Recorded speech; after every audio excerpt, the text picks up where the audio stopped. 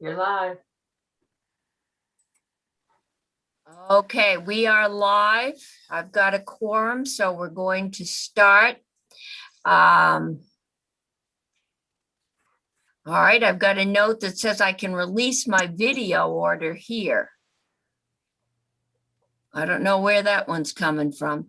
But it's appeared in the top of my screen. This time, I believe, Ellen, we wanted to do was to walk through this bill, and we had a couple of proposed amendments. You're the one that's been looking at the draft. Would it be better to just start walking through it, and when we get to Melissa's proposal, switch to Melissa when we got to Riley's proposal, or Senator McDonald's to switch over there? What? I think that's a good question. I'm not sure. I wasn't sure what your pleasure Well, would let's be. walk through the bill line by line then. And Melissa, when we get to a section you wanted to amend, do you want to just pipe in? Sure, that works for me. Okay, and Riley, the same thing. Okay, can you put it up on the screen? Sure. You want me to start with the bill as introduced? Yeah, that's the only form we have, right, at this point? Okay, yep. Okay. So good afternoon, Ellen Tchaikovsky, Office of Legislative Counsel. I am here on S60 because I have taken over this bill from the original drafter, Luke Martlin. So please bear with me as we progress. I have been reviewing and working on this bill all week and I think I watched your hearings on it multiple times, and I've been trying to catch up. So, but please be patient. So S60 is an act relating to allowing municipal and cooperative utilities to offer innovative rates and services. There are primarily two sections within the one section of the bill. N is about offering innovative rates, and then O is about innovative rates and services. So this is the bill as it was introduced. We're amending section 218D. So notwithstanding subsection A of this section and 229 of this title, a municipal company formed under a local charter, so a municipal, and an electric cooperative formed under Chapter 81 of this title shall be authorized to change their rates for service to their customers if the rate change is applied to all customers equally, not more than 2% during any 12-month period, and not more than 10% from the rates last approved by the commission. So Move off of page 1. Did you want me to chime in as we go? Yes, what have you got something to add in here or take out? Yes, and it's not substantive, but the PUC had recommended some additions to other sections of statute in the notwithstanding section. Okay, that's a technical change. Oh, yeah, sorry. Okay. um, Okay, we can keep going. So, and then I think, Melissa, do you have an amendment on line 1? Here, cumulatively? Let me get down. So that, yeah, again, that was a suggestion from the Public Utility Commission. I think, again, just to clarify, but yes, cumulatively was added 10% cumulatively from the rates. Okay. So, so I think that also relates to a change later into one of the subsections to strike sort of a redundant subsection that also mentions the 10% cap. And I think adding the word cumulatively there would sort of clarify it and make it a little more succinct. That was my understanding, but it's not clear. You could be, as long as it's 9.5%, you can do 9.5% per year. What it means is if you do 2% increases, you've hit your cap. Okay. Madam Chair, can I just ask Alan a question? The proposed not additions to the notwithstandings, are those indeed technical, or is there something of substance there? So originally, I was going to say that they were technical. However, so for example, 218 is one of the sections that's recommended, and 218 establishes the regular sort of rate making procedures for the PUC. And I think depending on the later amendments you decide on, I'm thinking that I read Riley's proposed amendment and it gets a little more complicated from there. Okay. So I think those are small changes that will potentially depend on the specific route you want to take in amending the later sections of the bill. Okay. Okay. Right now, they're technical, but if we might not want to reference some or all, depending on what we decide to add or subtract. That's clear. Okay. And since we're back to this, I also potentially would suggest that for clarity, I might change, for example, on line 17, their rates to its rates, and their customers to its customers, because I think we're referring to individual companies in this section, but that's also sort of more of a technical Okay. edit thing.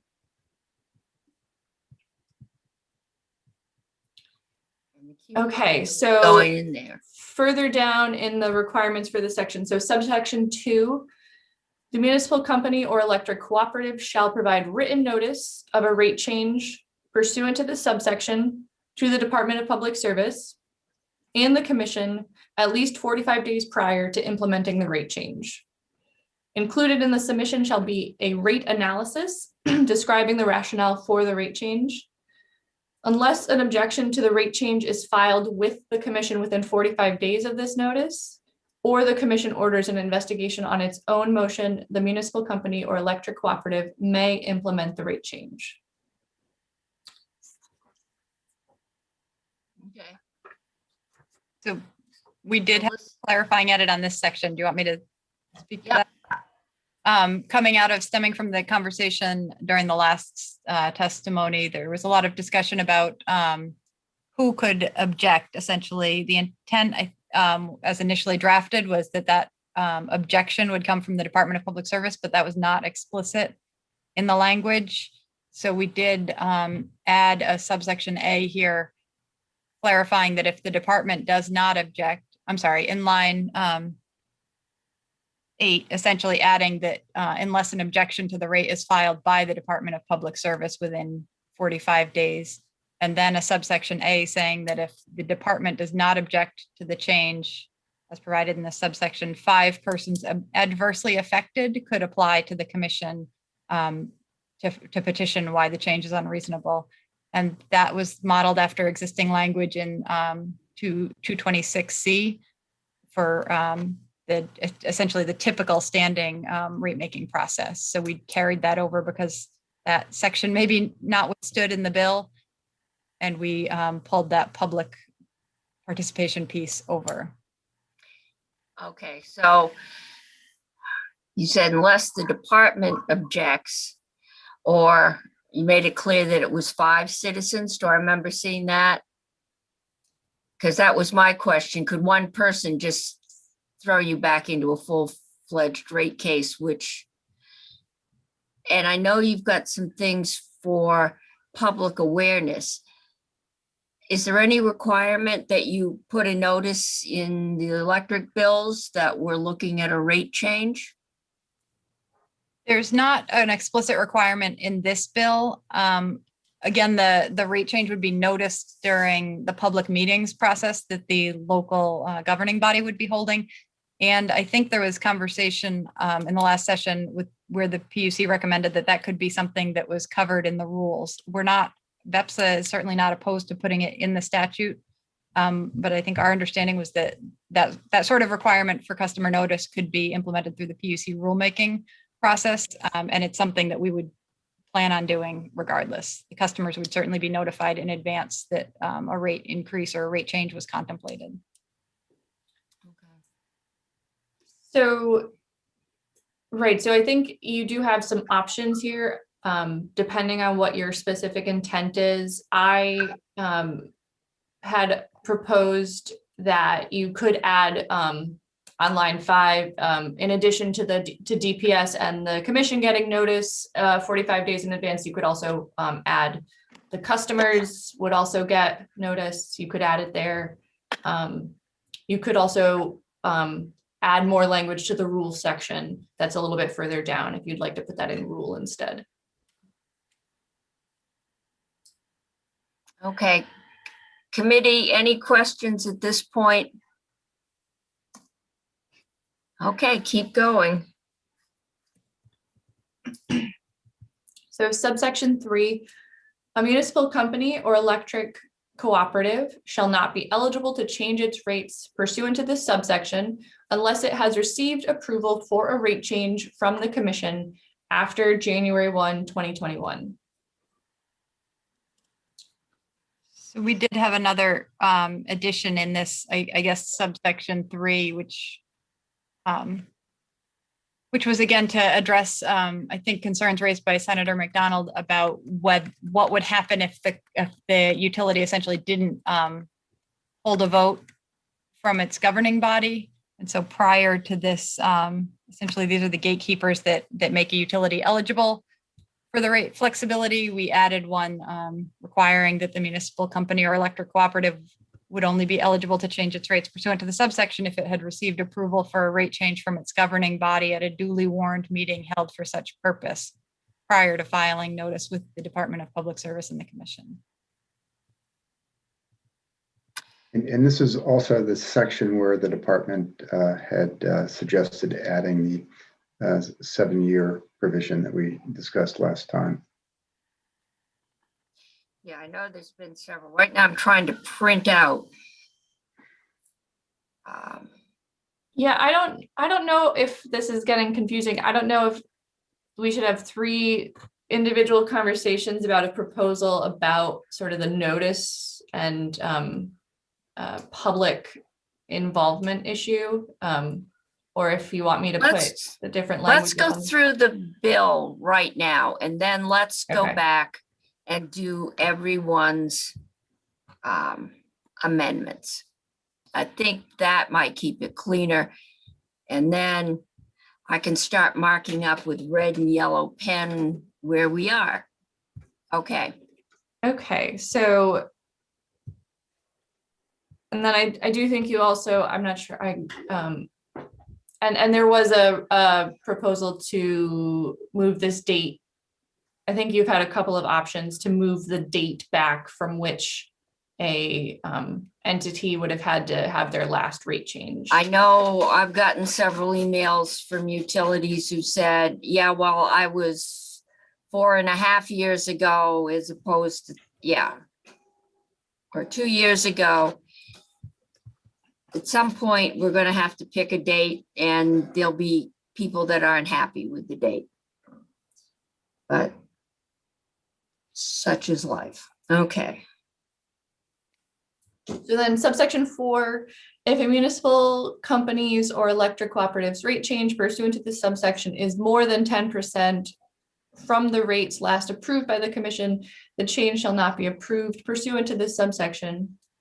And the change may only be approved pursuant to another subsection of this section or pursuant to 218, which is the sort of default, and then sections 225 to 227 of this title.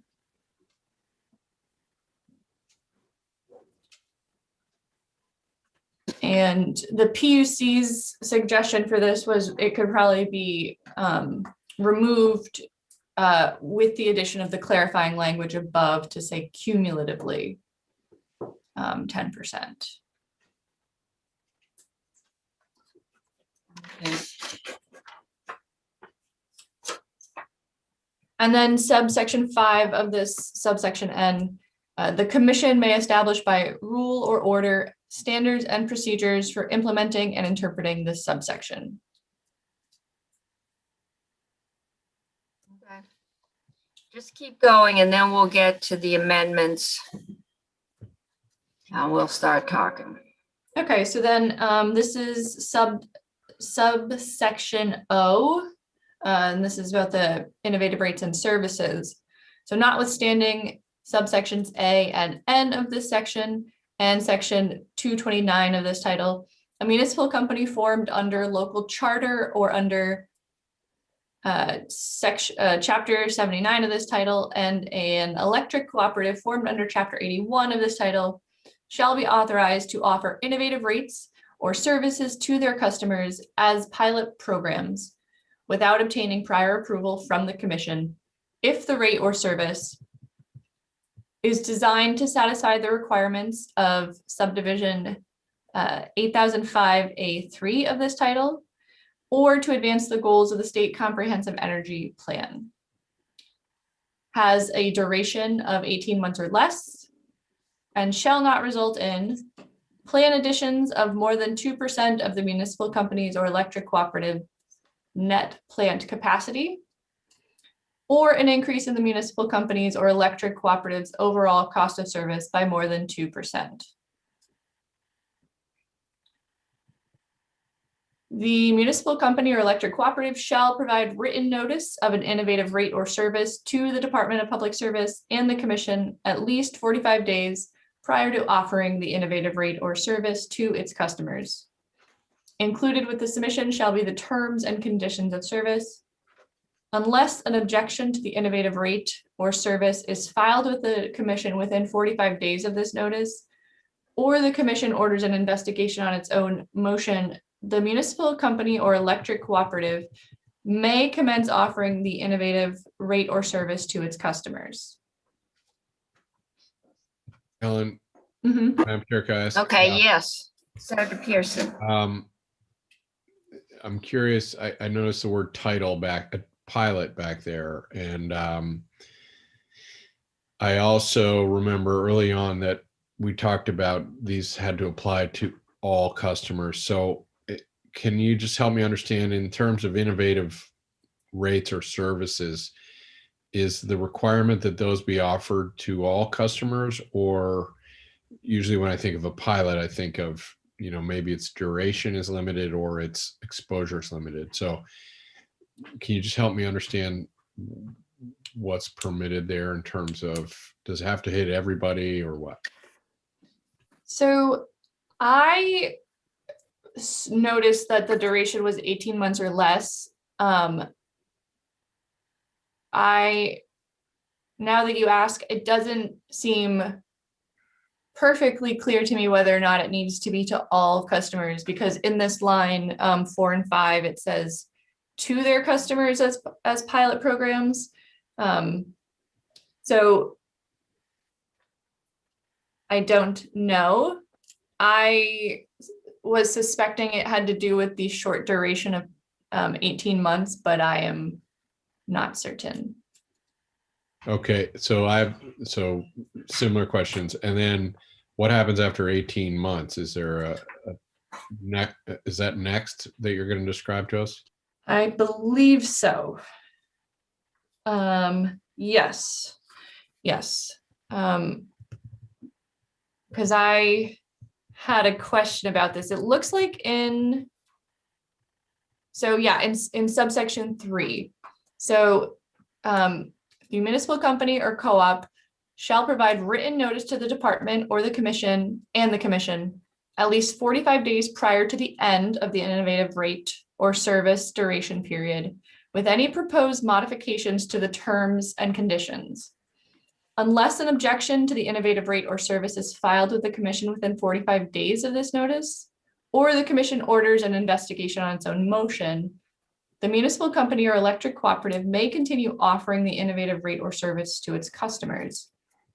The commission may allow for the innovative rate or service to remain in effect pending the outcome of an investigation into the notice filing.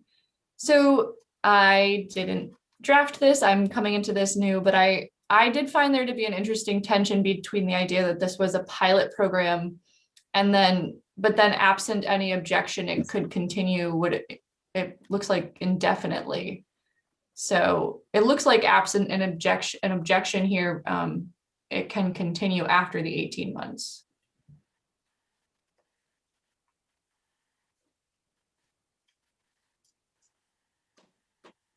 Okay. And then finally, subsection 4, the commission may establish by rule or order standards and procedures for implementing and interpreting this section. Okay. So now, if we've got the basic bill done, do we have questions? And I can only see a couple of you. I think we'll go back through now that I've got everything, except I'm Madam having Chair. trouble getting Riley's printed. I think I've got everything printed out here. Yes, Senator Senator Cummings? Bray. Thank you. I just had a quick question, and maybe the utility could fill in the blank. We just talked about who this innovative rate would be offered to. So my understanding of an example of that was you might offer a tariff for EV charging. And so in essence, it's offered to all customers, but not all customers might be able to use it yet because they don't have an EV. And it was that kind of a thing. Maybe Ms. Bailey could fill us in if that's an example of what that, what would be provided for or available under this. That's consistent with our understanding, and the department may want to speak up as well, but that was our understanding of what a pilot would. It could apply to essentially a subset of your customers, and that is different than the provisions around a rate adjustment, where you couldn't potentially just adjust your EV rate. The rate adjustments contemplated earlier in the bill must apply to all customers, and these can be available to all customers, but essentially they're not, they're not applicable to everybody, like in the EV context. Generally, what we have in mind is something analogous to what goes on in Green Mountain Power's territory, and that's either going to be kind of made available to all customers, or offered, where it's kind of a limited service offering. It would be kind of on a first come, first served basis.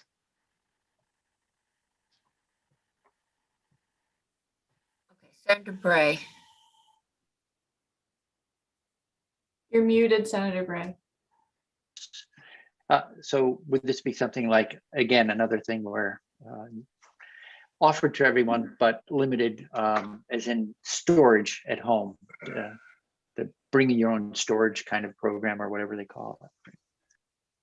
Yeah, at least in the case of Green Mountain Power, there were only a certain number of megawatts or megawatt hours that were essentially allowed to be part of the program. And so that was made available widely, but on a first come, first served basis until they exhausted the available amount that was authorized.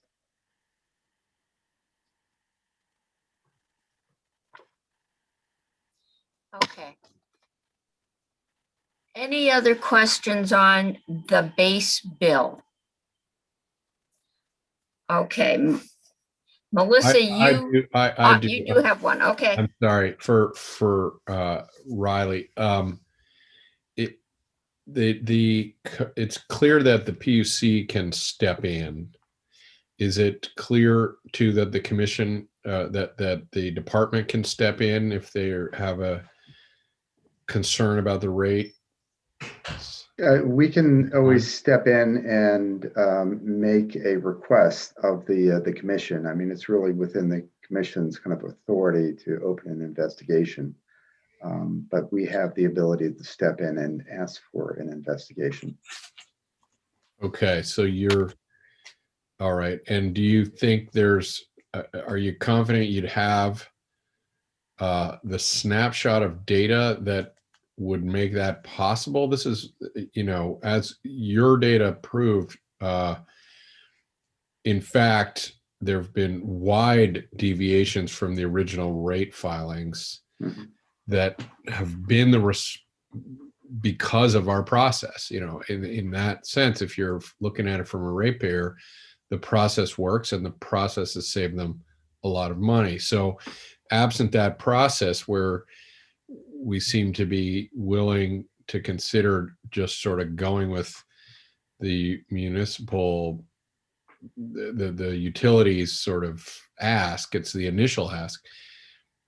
I worry about that. But do you feel like the setup here gives you enough data to make a request if something seems off? We have, the department has ongoing authority to request any information that we need from the utilities essentially all the time. So we always have the ability to kind of step in and ask for information, and the law provides us the full authority to receive that, and the obligation on the utilities. Not a lawyer, some fellow Helen or Melissa want to object to anything I'm saying, I'd welcome that, but that's my understanding. I think we have full authority to obtain and collect and analyze any information that would allow us an informed decision about what to recommend relative to an investigation. And in the summary you sent us, where over time the more drawn out process that we're sidestepping here saved customers $2 million, compared to the original rate filings, and those would be annual savings, I assume. Where in the process would we say that savings, the conclusion came from? Could you help me understand, like on day one, did you and your colleagues go, something's off here? Or was it really after chewing over the data and getting a lot of back and forth that finally, in some cases, the resulting rate increase was much lower? It's not a clean narrative. I mean, typically a rate is now I think we're talking about the first part of this bill. So we're talking about the 2% and the cumulative 10%. So historically, what has happened is there'll be a rate filing, an adjustment is proposed that'll be considered a tariff filing, and it doesn't become a bona fide rate until 45 days after that filing is made. Within 30 days, it's the department's obligation to step in and essentially raise their hand and say, no, we oppose the rate increase and are asking for an investigation. If that occurs, the rate actually still goes into effect after 45 days, but an investigation occurs in the ensuing 7 months. And if there is any difference between what took effect on 45 days and the outcome of that investigation, it gets refunded. So there is a refund that will follow. And what you saw in those charts or that table that I presented was typically a significant refund associated with the rate taking hold and then some amount being refunded relative to that rate that went into effect after 45 days. But there's often a back and forth that occurs even before they file a rate. So it's possible that they'll adjust what they kind of initially file. It's also possible that we'll learn something in between the filing and that 30-day period. And then we have further opportunity to really dig in the in a formal investigation. And typically, I think what you are seeing are probably those instances where it's between the initial filing and the at some stage of the investigation. That often that turns into an MOU or an agreement between the department and the company about what is essentially a reasonable workout, and then that has to be reviewed and approved by the commission. So is that responsive to your question? Riley, can you send us like A, B, C, D what the process is? You Yeah, know, 45 days, they file, 25 Yeah. days, we got to do this. There's And I think that yeah. would be helpful. Yeah, you actually have it. I did actually send that Okay, that graphic. So it's a one-page graphic that kind of runs through that, and I can potentially pull it. okay, no, I can up. find it. I just, Yeah. I don't have room on my desk for another screen. So I can't look at the amendments and the agenda at the same time. But I did print out. So I've got Melissa's, and I think it might be most helpful if we went through, because Melissa has quite a few proposals that may answer some of the concerns that came up last time. These proposals were in response.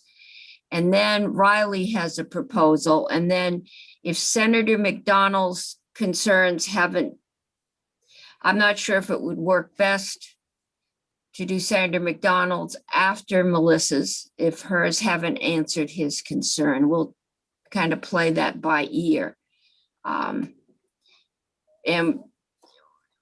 we obviously, I'd like to make as much progress as we can today, but if we don't, we don't. So Melissa, why don't you walk us through what you've proposed? And then if people can ask questions, and then we can decide if we want to add that as an amendment. Okay, does that work? Sure, I'd be happy to do that. Okay, off you go. I'm not seeing any no's, so. Sure, thanks. And again, Melissa Bailey with Vermont Public Power Supply Authority. The document that I sent to the committee did again include some I think what's being characterized as technical corrections from the Public Utility Commission, so I'm not going to touch on those. And there was also the outstanding question about the date after which a utility had to have undergone a rate. Okay, but go through them one by one, because you have a statement of purpose and you have a proposed amendment to that. Sure. So that came from the PUC as a clarification. I think just pointing out there are two discrete sections of the bill and kind of two proposals on the table. Well, what I've got first is the bill also proposes. Yes. So Let's start with that one. it looks like Ledge Council maybe has something to. Did you, Ellen, was that your? No, I was just going to tell you that once a bill has been introduced, the statement of purpose cannot be amended. Oh, okay, so we don't add that. I didn't think it could, but all right. Okay, so that gets us down to section 1, line 14. Yes, and this was an addition of additional sections dealing with the traditional rate making that would be made notwithstanding here. Okay. Again, my understanding that was Might add, depending on, we might add some or all of these depending on what we do later on, I think is what we've heard. Okay. So on the second page of the bill, there is the addition of the word cumulatively in section C for 10, just to explicitly clarify that it's 2% annually and 10% cumulatively from the rates last approved by the commission. Okay, does anyone object to adding that one? The word cumulatively. Senator Pearson. Yeah, no, that's okay. Okay, I want, well, maybe a question. If you do 2% the first year and then you skip a year, are you allowed to do 4% the next time? No, so there's the annual threshold of 2% and the cumulative threshold of 10%. So never in any case would an adjustment of more than 2% in 1 year be eligible for the potential streamlined process. And once you hit the 10% cumulatively, you would also no longer be eligible for the potential streamlined process contemplated in the bill. So 2%, the maximum would be 2% over 5 consecutive years, and you'd hit that 10% threshold, or it could be stretched over a much longer time period. But at no time could you ask for anything more than 2%. Exactly. Never would a rate adjustment of more than 2% be eligible for the streamlined process. So the filing would go in, and if it were for an adjustment greater than 2%, you're automatically on the track of full rate review. Thank you. Okay, so anyone object to adding the word cumulative? Okay. You're on a roll, Melissa. Keep going. All right, easy sailing here. So then in section 2 on page 2, this is around who can raise an objection to the potential rate adjustment. So we added language to clarify that once notice goes to the Department of Public Service and the Public Utility Commission, the department is the one who can potentially who would be able to raise an objection, or the commission itself, of course, could open an investigation within the 45-day period. And then in response to questions about where the public fit in this process, we added a subsection A stating that if the department does not object to the rate change, 5 persons adversely affected by the change may apply at their own expense to the commission by petition alleging why the change is unreasonable and unjust, and asking that the commission investigate the matter and make such orders as justice and law require. And that's simply mirrored after language that already exists in 226A under the typical rate making process. There's this provision that 5 affected citizens can collectively petition the PUC. And this was to address Senator Cummings. Just one old curmudgeon that objects every year. All right. Just that section making it clear it's not a change, that the Department of Public Service has 45 days to object. Is that okay? Okay All with right, me. then Senator Hardy. I don't know who will answer this question, but how will the public know that there's a rate change proposal? Okay, Senator McDonald is very happy. That's in his amendments. Melissa, do you have anything in your amendment that would We don't address have- that? We don't have an explicit amendment. Notice would be sent by the utility to all affected customers. It already is under the current rate making regime. We must notice customers in advance. We do notice customers in advance of any request for a rate adjustment. It's not explicit in the bill, and we'd be happy to have it be explicit. All customers would receive this in advance. Yeah, it seems like making it explicit is important, given that this is a separate process or a new process. So Ellen had suggested including language and notice of a rate change to the department, the commission, and ratepayers, or something, so that it could go in there, or if there's another place. Maybe Senator McDonald had it in his proposal, but it seems to me that we need to be explicit about making ratepayers aware of the proposal. I was actually thinking we're in the section where it says they must notify in writing the department, the commission, and ratepayers. So I would think that in your bill, the month before this is coming up, and probably a notice of the public hearing, it goes in your electric bill. Unless, I don't think electric bills do quarterly like municipal water and sewer. So that's a mailing that's going out. But we'll take a look at what Senator McDonald has. It doesn't sound like anybody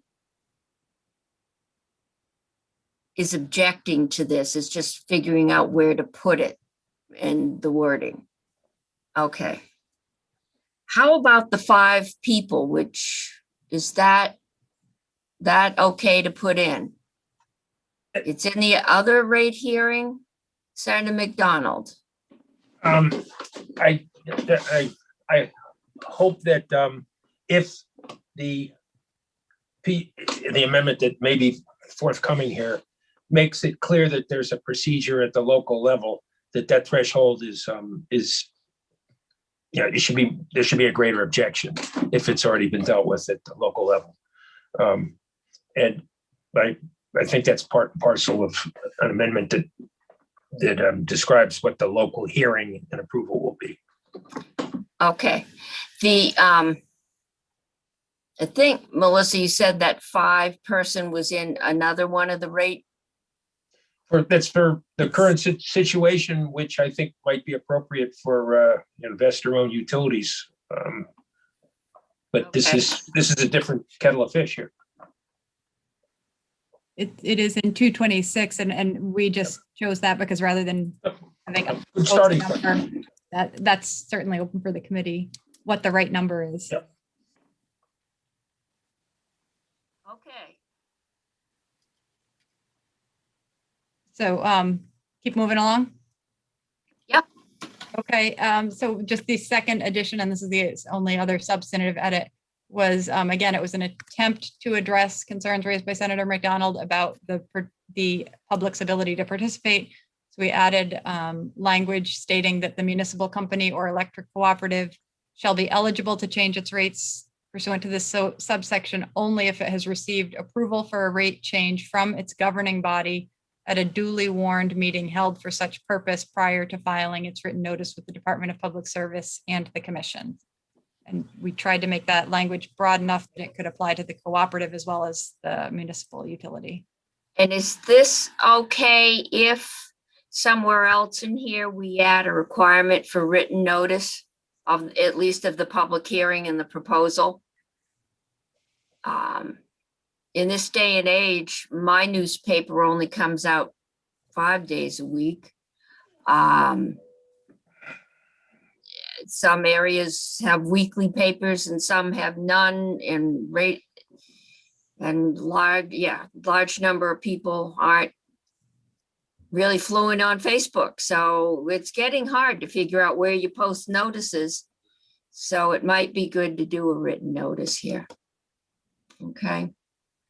Okay. Let's keep moving.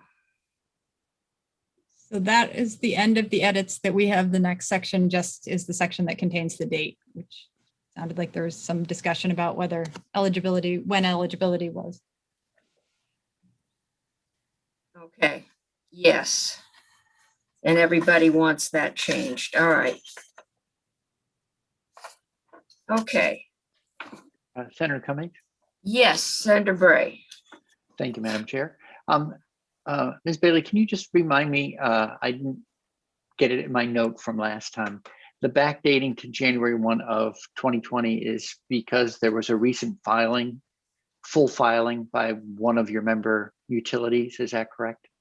That was actually a request from Vermont Electric Cooperative that had a rate case in the that took effect January 1st, 2020, as opposed to the date we had initially proposed was 2021. So it's a Vermont Okay. Cooperative request. Great. Okay, thanks. I couldn't remember whose it was. Thank you. Senator Pearson. Melissa, do the two sections of this bill, or not sections, but the two goals need to hang together in your mind? I don't think that there is anything inherently that makes them have to hang together. As you put it, I think from VEPS's perspective, the flexibility afforded in the potential for a streamlined process for rate review would potentially free up resources, staff time, and funds that the utility has in our mind that would make it more feasible for the municipals to engage in pilot rates and some of the innovative rates and services that are contemplated in the second section. But I don't see any way that they're intrinsically linked, but we do see them going hand in hand. Thanks. In terms of utility and the ability to actually use the provisions of the bill, because remember, all the provisions of the bill are optional. Okay, any other questions? Senator Bray, Ellen, do you have something to add? I have a question actually for Melissa, if that's okay. That is fine. Go ahead. So in the subdivision 3 about a duly warned meeting, so it says a duly warned meeting for such purpose. Is that then envisioned as like a special meeting versus like an annual meeting? Or It could be either of those. okay. just that they have to notify ratepayers and taxpayers that the meeting is happening. I think this would typically be an annual meeting, but it could be a special meeting. Okay. Okay. Is it a problem that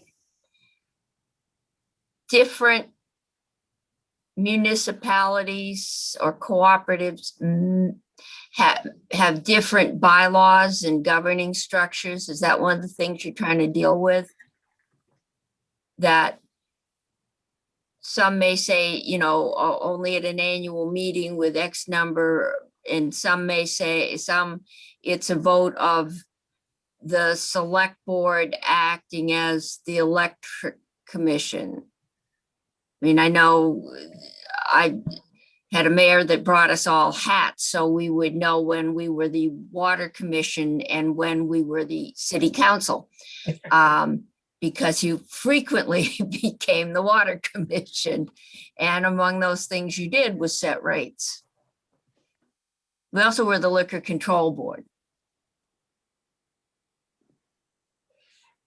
So in terms of why the language is phrased that way, again, it was intended to be inclusive of both the cooperatives as well as the municipals. For the municipal, it would be either the select board or the electric commission. And there is the entity that's appointed in Chapter 24 as the body that oversees and operates the utility within each of the municipalities. And of course, and again, for the municipal meetings, these would always be called public meetings. For a cooperative, if there is meetings be public, they need to be open to the members, but not necessarily the general public. So this is the language that we arrived at to kind of be inclusive of both ownership structures. Okay. So we're trying to find out, we've got at least 2 ownership structures and maybe some variation in local ordinances establishing the munis. So we're trying to find language that would include all of them in the requirement that there be public notice and a public hearing prior to any proposal of a rate increase. Is that, Senator McDonald, you're saying yes. Prior to any vote by the municipal, by the governing body. Would okay. have a hearing, and then there would be a period of time. And then I'm glad to talk about this, but this is no. We're going to go to your. We're going to go to your ordinance next. Yes, yep, I'm giving you power, Senator Bray. Thanks. So I am entirely appreciative of all the care that we're bringing to making sure people are notified. We're keeping rates from jumping around too much, all the rest. I just want to lean into a little bit to support the bill because of the goal, down the hall when we're working with energy providers in Tier 3 and elsewhere in statute, we're encouraging them to do innovative things as our grid evolves, as their services evolve, et cetera. And so I really see this as a very useful tool to help them take on that kind of work that, we're encouraging them elsewhere to do. So I just didn't want to lose sight of the value of what's happening sort of quietly behind the scenes. There are 2 definite sections to this bill. That one is the second, and this one, the first section, seems to be the one with the most questions. Senator Hardy. Yeah, thank you, Senator Bray, for saying that, because I'm just confused how this has anything to do with innovative services, because all we're talking about is rates. And I don't see any language in the bill that's about the innovations. All I see is the stuff about the rates and then a reference to innovation. So, in the section, the statement of purpose, which we can't change, that it makes, it says innovative rates and services, but other than that, there's nothing in the bill that's about innovative services. So it's all about rates. It'd be about both. Right. Senator Chris. Yeah, no, I've got it on, mine printed double, but page 3, it said designed to satisfy the requirements of state comprehensive energy plan, has a duration of 18 months. Try page 3, Oh, I see. starting on 2. That's what we're talking about when it's innovative services. That's the innovative section. This is the ability in this first section, and they're not, because we're putting it in existing law, they're not labeled section 1 and 2. Okay. But this first one is the one that gives them the ability to raise rates up to 2% a year without having to go to a full-fledged PUC hearing, not to exceed 10%. So cumulatively, so they can only, if they do 2% a year for 5 years, then they've got to go in for a hearing once they hit 10.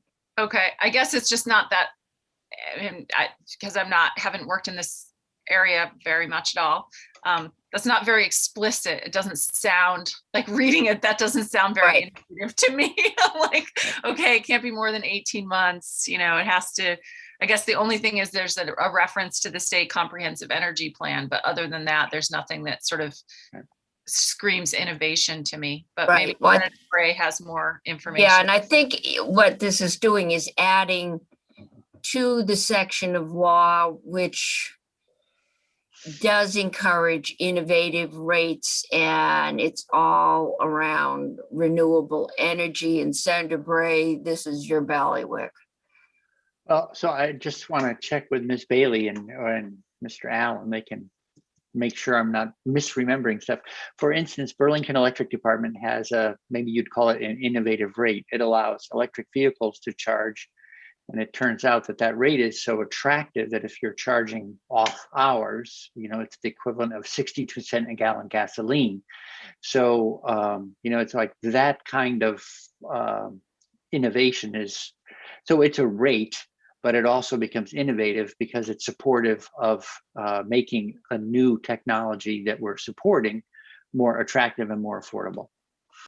I think, doesn't GMP have some of these too? Not that they're another kind of fish, but they do, there are special rates for electric vehicles. I think there's things with batteries, battery storage. There's incentive rates, I guess, to incent people. If I had to pay the same price to plug my car in, I'd be less likely to want to plug my car in. Plus, you know, running the lines out to my garage and all the rest of it. So there are innovative. Am I right, Senator McDonald? The two examples that you have given permit the seller of electricity to sell electricity that would otherwise be thrown away, and thereby reduce the electric rates of all the remaining people in the cooperative or the municipal service area. Yes, that's what we use. A lot of electricity during the day, and at night, that electricity is still being generated. And if we can't use it, it gets thrown back on the grid, I believe. But if they can use it, one of the areas that might be considered an innovative something or other. Yeah. It looks like Mr. Allen has something to add. Okay, Riley. Thanks. Let me just say that, you know, the second part of this bill was really the part that we thought of as kind of helping with the innovation aspect. We, in our minds, kind of the whole regulatory process doesn't really kind of promote and lend itself to innovation kind of easily by utilities. It's hard to just kind of trial something and then shift gears and try something different. And we've come to a realization with the Green Mountain Power multi-year rate plan that does make a specific provision for that kind of trial and error type approach, that it actually works. And they've done a good job in trialing services and modifying and adding new services. And it's ultimately leading to, you know, we think very good things on the system and on the grid.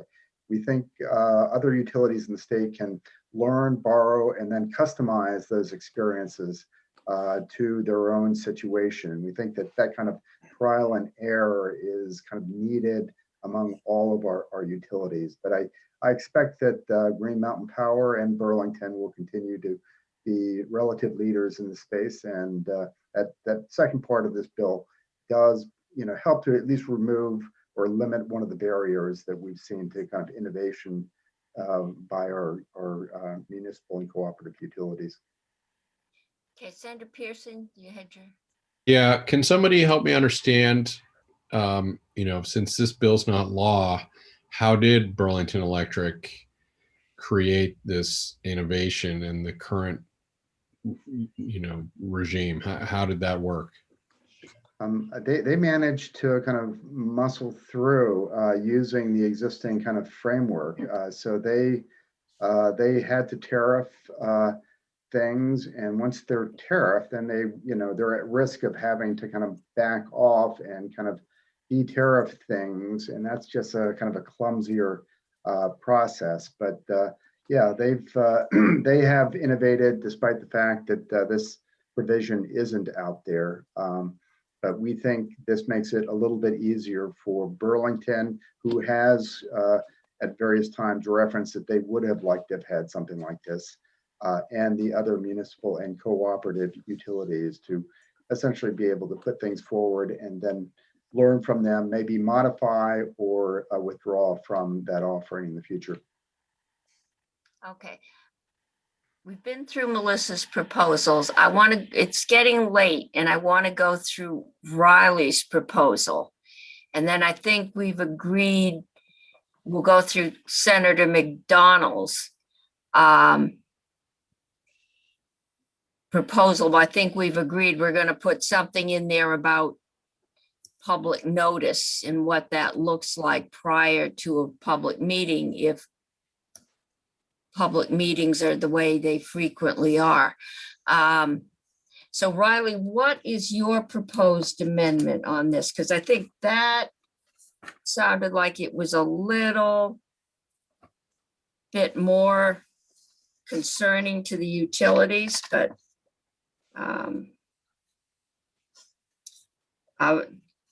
why don't you walk us through what you would like to see added?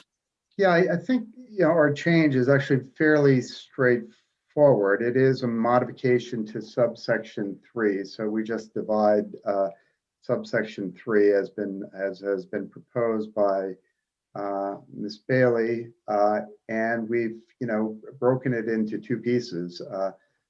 Subsection A is the one that is that we're focused on. She's already incorporated the time variable. So at least in order to gain the level of flexibility under the proposal from BIPSA, there would have to be essentially a filing for a formal rate approval from the Public Utility Commission to have taken effect on January 1st of 2020. But then there's no essentially time limit thereafter. I mean, you could go decades. I mean, already we have utilities. Majority of utilities haven't come in the last 10 years. So we've suggested 7 years. In order to enjoy the flexibility that is proposed in the bill, we think it's sensible to essentially just provide some time boundary on it. So in subsection A, we say on or after the commission where such approval is granted under those sections of this title on or after January 1, 2020, and no greater than 7 years prior to the date of the municipal company or electric cooperative filing written notice to, and then it refers back to subsection 2. Okay, so that have to file at least once every 7 years. In order to enjoy the ongoing flexibility. In order to enjoy it. And I think the testimony we heard is that most of them were putting this off for 10 years. Senator Pearson. Well, I think I understand where you're coming from, but you said most of these utilities have not come in for a longer stretch. And so does the department or the commission have the ability to bring them in for a rate case? Like if suddenly we know power is about a third of the price or something, we have that power already, right? We do, yes. And so help me understand the fear. I mean, if you have that power already, it's actually kind of not 10 years is roughly, or we're seeing plenty of decades go by without a rate review in the middle of it. Why do you want to have that even tighter when you're going to have these utilities under this premise touching base a bunch? Well, in our minds, it's really kind of the dynamic. We think it's a much more constructive environment out there if the regulator isn't essentially, constantly going over and kind of anguishing over kind of which system to kind of go after. If there aren't kind of the apparent kind of pressures out there that are normally associated with a rate increase, it becomes a little more challenging and a little more adversarial if we essentially have to come in and go after them. But I think that it really becomes incumbent upon us. I think the way we kind of approach the regulatory regime will probably have to change going forward if essentially there isn't some sort of time frame that is put in place. The way we think about it is if a utility is kind of ready and willing to come in and present things, that's a very kind of constructive environment for kind of engaging in and basically working with a utility to kind of really sort out what is needed. And frankly, it's also concerning to us that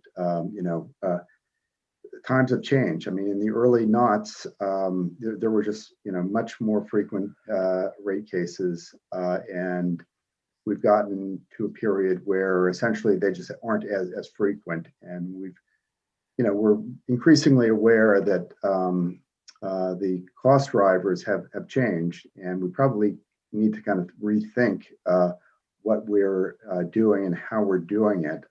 But we think creating some sort of a timeframe boundary that isn't kind of a requirement, but is rather an inducement, is constructive to the process going forward. Okay, I've got a couple questions. One of the reasons, the biggest one to me, to do this is that to not come in for any rate change for 10 years, which seems to be the number we're looking at, is nothing can go 10 years on the same income without losing. I think we all know groceries cost more, electricity costs more. There is a certain inflation, and hopefully you're giving your employees a certain step increase as they've been with you. So to not come in is got to push some gaming. So now first of all, Melissa, can utilities opt in or opt out of this flexible rate system? Can they just say, I haven't been in 10 years, so if I have to go in 7, I'll just wait it out? Or is this everybody's in or everybody's out?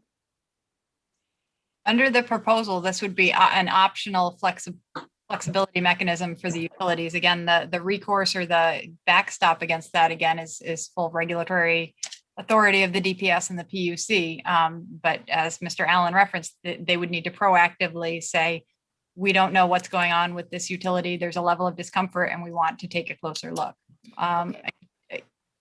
Again, that still exists under the provisions of the bill, even for a minor change. Well, I mean, the fastest you could go through the provisions of this bill would be 10 years. I mean, you can only do 2% a year for, no, I guess for 5 years to get to 10%.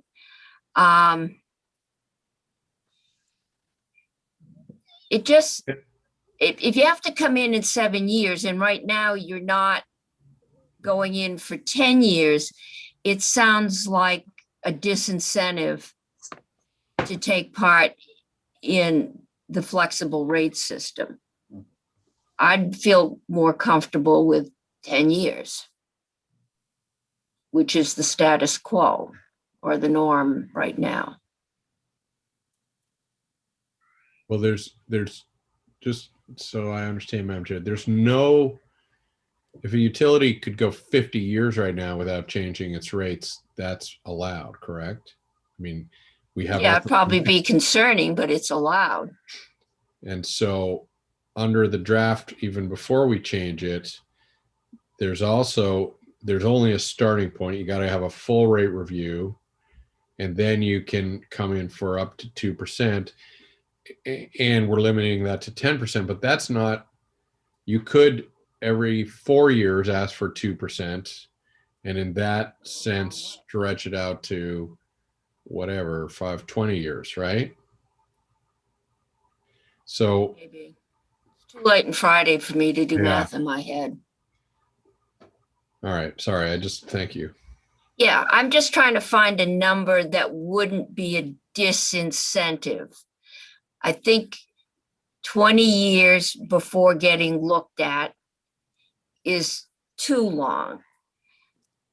I think 7 years may be too tight because they won't, if they've got to go in sooner than they're going in now, then why would they do the flexible rates?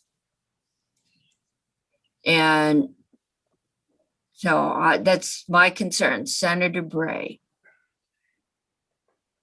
Yeah, just your last statement was just what I was going to ask is if we're concerned about the frequency at which utilities arrive for a rate case, it would seem like regardless of what we're doing in this flexible bill, we might specify, thou shalt not go more than X number of years without having a rate case. And I don't know if the department is actually asking for that generally, regardless of this new flexible provision. No, we're trying to create a carrot and not, propose a stick. I mean, we always have the ability to kind of ask for an investigation, and we could take, really kind of another approach altogether, which is to basically put all of our utilities on notice that, gee, they aren't coming in for rate increases. Perhaps what we should do is create some framework within the, certainly the existing boundaries of authority that we have to just, create a schedule and have everyone come in within a 10-year time frame. Just notify them that we are going to be requesting an investigation. It'd be up to the commission to decide whether that was kind of an efficient or helpful kind of approach. But we think that that kind of framework could exist even beyond what is being proposed here. Yeah. Well, so I think, thank you. And it's just making me think to Senator Cummings' point, I think, as I understood it, if we're offering, if we would like to incent people to take advantage of this program, I don't know why we would have a provision for a required review that's more stringent than outside the program, because that seems, as Senator Cummings would say, like the disincentive to join. So, Okay, Senator McDonald. But Madam Chair, I believe that the problem we're trying to solve is that it's expensive to do rate cases before the PUC, and we're coming up with a solution for cooperatives and munis. And if we get that solved and it seems to be workable, then maybe we can talk about how many years. Yeah, would be I think best we're once just we've gonna got red there. flag this one. It is Once- getting late on Friday. Senator McDonald, do you have the last proposal out there? Do you want to have Ellen run through that quickly? Or do you want to? I would put tell it you what off it's and trying to say- solve, and folks can think about it, and then you can take it up at a later time. if you Okay. like. I think Um, I heard that we were pretty much in agreement. We wanted some kind of written notice going out to ratepayers prior to Yes. whatever Yes. board and bylaws takes place. That would be For a vote. that would be number one. Number two, the meeting that's in the bill should be a hearing so that people are invited to come in and give their opinions. It's not just a meeting for the governing board to decide Okay, the something. public hearing. Yeah, there should be a period of time after that hearing for the citizens of the ratepayer owners to take some sort of an action. A threshold might be currently co-ops and munis are obliged to take votes of their membership to do important things like build new power plants or enter into large contracts. And and they have to have public hearings and votes. There should be an opportunity for the membership, the citizenry, to petition for such a vote if they believe that the proposal is out of line. And the Public Service PUC has said that it's not going to approve anything that hasn't been properly thought over at the local level, but we don't have any standard for the PUC on what properly looked at the local level is. And the PUC, I believe, should send the munis and the co-ops and don't necessarily have to be by rule, but would be a list of things that they should do before they, in order to take this fast track and less expensive approach. So that's what I Okay. hope Ellen has eloquently prepared. Okay. I think that's getting a little bit more prescriptive than my comfort level. I think a public hearing with public input. I'm just thinking of the difficulties of having public hearings right now, but I guess you can do Zoom. But a public hearing with public input, I guess a grace period of at least 24 hours. I don't know if we require that anywhere else. But I mean, normally you have a public hearing, discussion, and you can vote, but just in my experience, I don't know I can't think of any time in local government I was required to wait a week, but we could have a public hearing and then at the next regularly scheduled meeting of the board or commission or whatever they are. Beyond that, I'm not, I'd be, yeah, and I'd feel better if we just required in bills that the notice be given of the rate and information prior to the public hearing. And then maybe you have to wait for a day for a vote. But, To be discussed and determined, Madam Chair. okay. I think We, we've about exhausted our eyesight our brain, like my eyes are starting to get very uncomfortable. So it is Friday. Enjoy your week off.